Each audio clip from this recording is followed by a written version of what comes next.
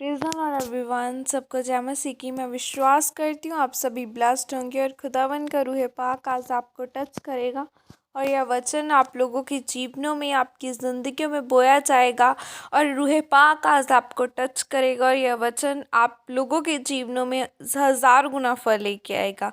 आओ मैं उस जिंदा वचन को पढ़ती हूँ जो वचन हमें परमेश्वर के दास अपोस्टल अंकुर यूसुफ निरूला जी द्वारा और परमेश्वर की दासी पास्टर सोनिया यूसुफ निरूला जी द्वारा दिया जाता। आओ मैं जिंदा वचन को आपके लिए पढ़ती हूँ। अंगारों पर न चले, जैसे कि पवित्र बाइबल नीति वचन 6 की 27 से 29 आयत में लिखा है। क्या हो सकता है कि कोई अपनी छाती पर आग रख ले और उसके कपड़े न जले?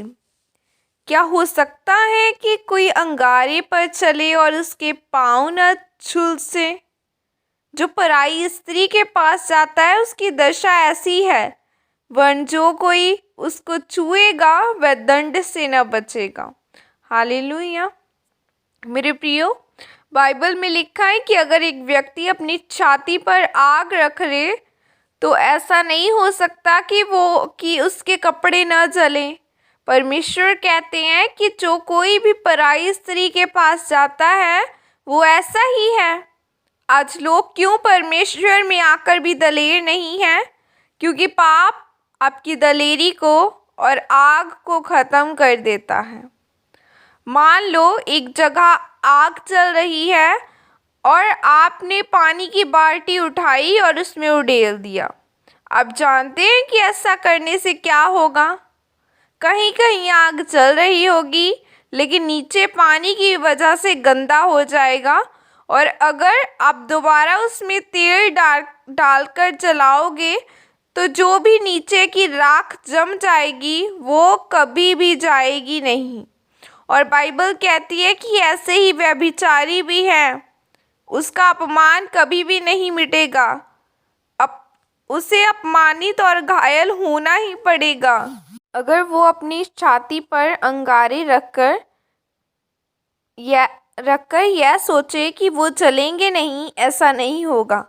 क्योंकि बाइबल में लिखा है कि शिमशोन के साथ परमेश्वर था और वो दुश्मनों की बेइज्जती करने के लिए पैदा हुआ था, लेकिन अपने पाप करने की वजह से वो दुश्मनों से बेइज्जती करवा रहा था। लेकिन अपने पाप करने की वजह से ही वो दुश्मनों से बेइज्जती करवा रहा था, और यूसुफ व्यभिचार न करने की वजह से प्रधानमंत्री बना और उसने विरोधियों को भी शर्मिंदा किया। अगर वो भी व्यभिचार करता तो सारी उम्र पोतीपर के घर में झाड़ू पोछा ही फेरता और कभी ऊंचा ना किया जाता। फिर कहता कि परमेश्वर के दर्शन शायद मन घड़त होते हैं या पूरे ही नहीं होते। परमेश्वर ने कहा कि यदि तेरी आँख कुदृष्टि डाले तो उसे निकाल कर फेंक दे, उस गली में मत जा, उस रिश्तेदार को छोड़ दे जो तेरे व्यभिचार का कारण है।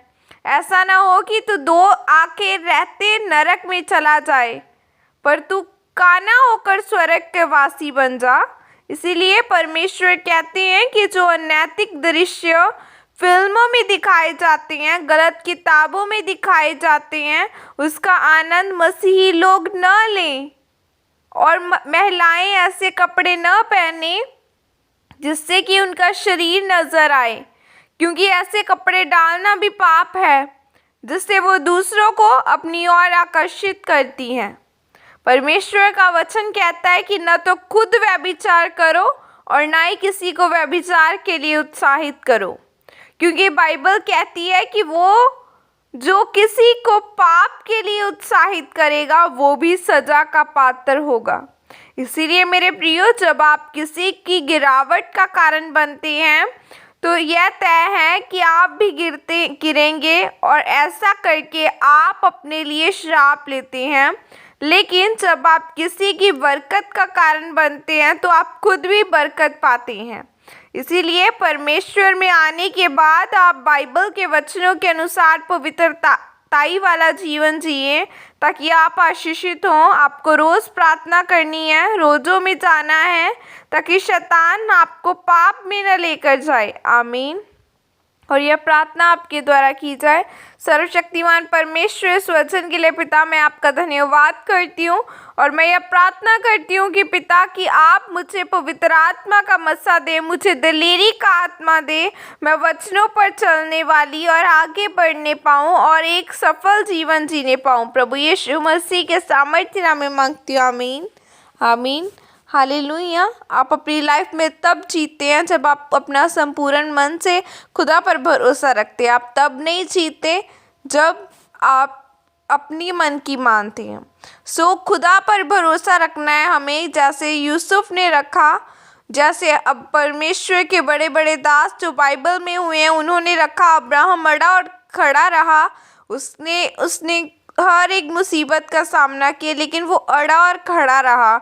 उसके बेबी नहीं था, लेकिन फिर भी उसे विश्वास था कि खुदा देगा, और उसने 90 साल की उम्र में भी लिया। सो उसी तरह आज हमें उसी तरह विश्वास बढ़ा रखना है। मूसा ने पानी को 2 भाग किया, किस तरह किया? क्योंकि वो प्रार्थना में रहने वाला व्यक्ति था। आज हमें भी प्रार्थना करनी है, खुदा में बढ़ना है।